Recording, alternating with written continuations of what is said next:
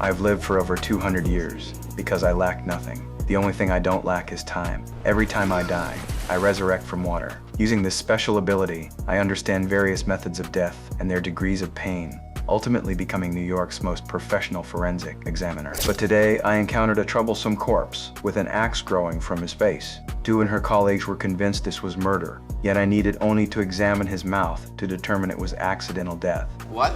The guy has an axe sticking out of his head. It's a clear homicide. Faced with her questioning, I found myself reconstructing the scene for her. The deceased was a football fan who drank too much last night and missed the game, mistakenly thinking his home satellite antenna had problems. So he brought a ladder planning to go up and repair it. The tooth marks on the axe handle and wood chips in his mouth indicate he was holding the axe in his mouth at the time. Then he lost his footing and tumbled from the ladder, a microscopic spinal fractures confirming he landed on his back. At that precise moment, the axe he dropped happened to slide from the roof and strike his head. The most elegant way to go, but accidental nonetheless. Well, if it's the official man of death, who might argue? Although this deceased died by accident, I discovered that the nearby female corpse that seemed like suicide was actually homicide. Joe couldn't grasp my meaning. The victim had undoubtedly leaped from the bridge, and there was even a driver serving as witness.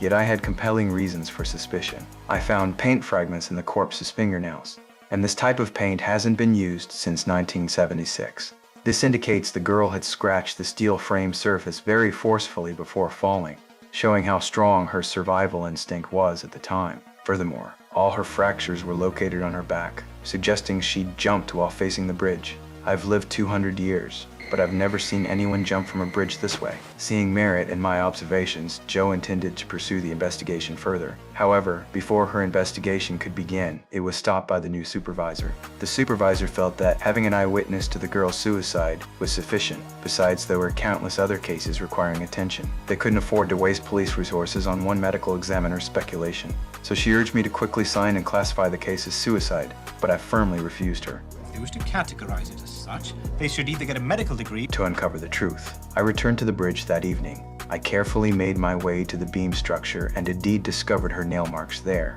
Nearby, I also found a set of men's shoe prints proving someone else had been present during the incident.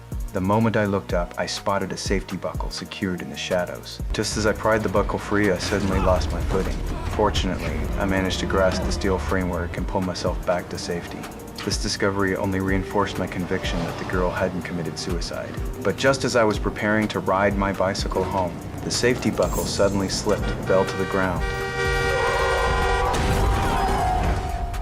When the driver got out to check, he found nothing on the ground except that bicycle, and at this time, I had already been reborn from the river.